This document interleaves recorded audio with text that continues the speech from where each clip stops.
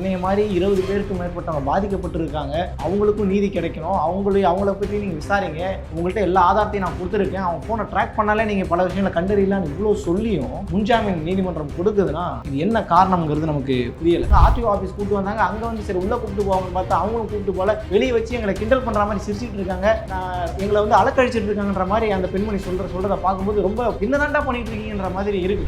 வேலை வேண்டுமா? Blue ocean இருக்கிறது.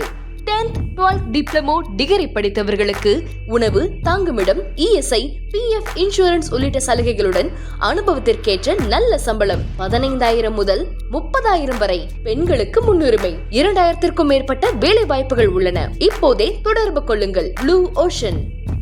ஐத்தமிழ் நேயர்களுக்கு வணக்கம். ஏற்கனவே நம்ம பேசியிருந்தோம் ராணிப்பேட்டையில் அந்த கல்லூரி மாணவிக்கு நடந்த அந்த வன்கொடுமை, அந்த பிரச்சனையெல்லாம் நம்ம பேசியிருந்தோம். அதை பற்றி டீட்டெயிலான தகவலாம் நம்ம கொடுத்துருந்தோம். அந்த மாணவி வழக்கு கொடுத்துருக்காங்க, அந்த வழக்குக்கான சிஎஸ்ஆர் காப்பி வரல, எஃப்ஐஆர் காப்பி வரலன்ற மாதிரி எல்லாம் அந்த விஷயம்லாம் நம்ம கூட ஆல்ரெடி நான் உங்கள்கிட்ட சொல்லியிருந்தேன். அதன் தொடர்ச்சியாக பாதிப்பை ஏற்படுத்தியதாக சொல்லப்படக்கூடிய தெய்வ செயல் அப்படிங்கிற நபர் இந்த திமுகவில் இருந்து இப்போ அவர் பொறுப்பிலிருந்து தூக்கிட்டாங்க.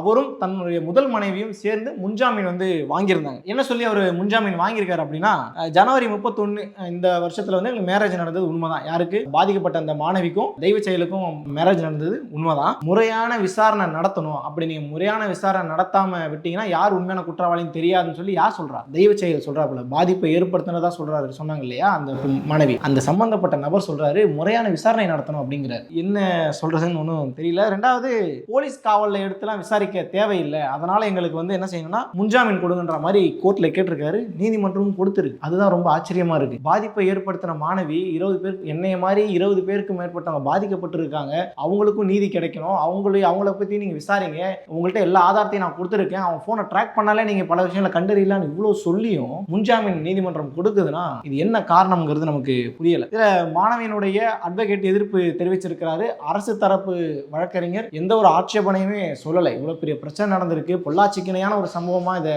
குறிப்பிடுறாங்க, இவ்வளோ பெரிய பிரச்சனை நடந்திருக்கு, எந்த ஒரு ஆட்சேபனையுமே எப்படி சொல்லாமல் இருந்தான்றது நமக்கு ஒன்றும் புரியல. கடைசியில் என்ன நடந்திருக்கு அப்படின்னா, தெய்வ செயலுக்கும் அந்த அவருடைய முதல் மனைவிக்கும் நீதிமன்றம் முன்ஜாமீன் கொடுத்துருக்காங்க. என்ன காரணம், என்ன ரீசன்றதெல்லாம் என்ன பின்னணின்றதே ஒன்றும் புரியல. இது இப்படி இந்த விஷயம் சூடு ஆடுறதுக்கு முன்னாடி அந்த பாதிக்கப்பட்ட மாணவி அழுது ஒரு 2 நாள் முன்னாடி தான் அந்த அழுது பல விஷயங்கள் குறிப்பிட்டிருந்தாங்க. என்கிட்டே போயிட்டு யார் பாதிக்கப்பட்டாங்க லிஸ்ட்டு கேட்குறாங்க, என்னையவே குற்றவாளி மாதிரி பார்க்குறாங்க, என்னையவே வந்து டார்கெட் பண்ணுறாங்கன்ற மாதிரி பல விஷயங்களை குறிப்பிட்டிருந்தாங்க. அந்த ஹீட்டே ஆறல, அதுக்குள்ளே ஒரு முன்ஜாமீன் நடக்குது. அதுக்கு அடுத்து ஒரு சம்பவம் நடந்திருக்கு. அது இன்னும் கொடுமையான ஒரு சம்பவம். என்ன அப்படின்னா, இன்னைக்கு அவங்க வந்து ஆளுநர் மாளிகையில் போய் புகார் கொடுப்பதற்காக போயிருக்கிறாங்க. நீங்க வந்து முன் அனுமதி வாங்கல அப்படிங்கிற காரணத்தை காமிச்சு அந்த அவங்க பாதிக்கப்பட்ட அந்த மாணவியும் அந்த மாணவியுடைய தாயாரும் ஆட்டோல போலீஸ்காரங்க ஏத்திட்டு, 2 லேடி போலீஸ் ஏத்திக்கிட்டு, நீங்க செய்தி ஊடகங்கள்லாம் லைவ்ல போட்டு அடி அடிச்சிட்டு இருக்காங்க. செய்தி ஊடகங்கள்ல அந்த 2 பேருமே ஏத்திக்கிட்டு இருக்காங்க. ஏத்திக்கிட்டு கொஞ்சம் தூரம் போய்கிட்டு இருக்காங்க. இந்த விஷயம் மீடியாக்காரங்க ஏன்னா அந்த விஷயம் ஸ்மெல் பண்றாங்க இல்லையா, ஸ்மெல் பண்ண அடிப்படையில் பின்னாடியே ஃபாலோ பண்ணிட்டு போனா எங்க கூட்டு போறாங்கன்னு அவங்களை கேட்கும்போது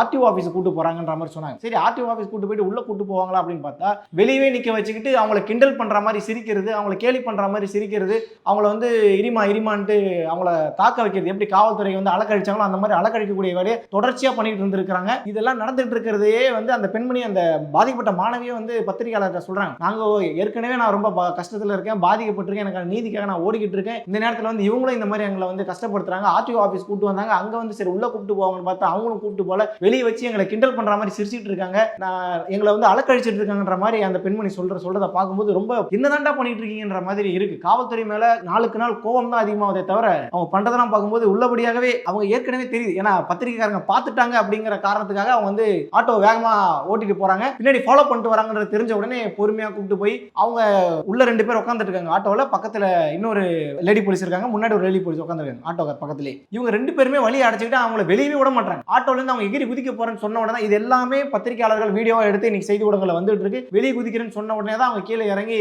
வழி விடுறாங்க. யாரை திருப்திப்படுத்த, யாரை காப்பாத்துறதுக்கு இப்படி பாதிக்கப்பட்டவங்களை போட்டு இவங்க கஷ்டப்படுத்துறாங்கன்றது புரியல. இவன் முன்ஜாமீன் வாங்கும்போது கூட நமக்கு பெருசா சந்தேகம் இல்லை, ஏதோ தப்பு நடந்திருக்கு முன்ஜாமீன் வாங்குறாங்கன்ற மாதிரி தான் இருந்தது. ஆனா இன்னைக்கு பாதிக்கப்பட்ட இந்த மாணவியையும் அந்த குடும்பத்தையும் இவங்க படுத்துற பாட பார்க்கும்போது உண்மையிலேயே இந்த வழக்கு சிபிஐ கையில மாறினாதான் இதற்கான தீர்வு கிடைக்குமோன்ற சந்தேகம் பர்சனலா எனக்கு வருது.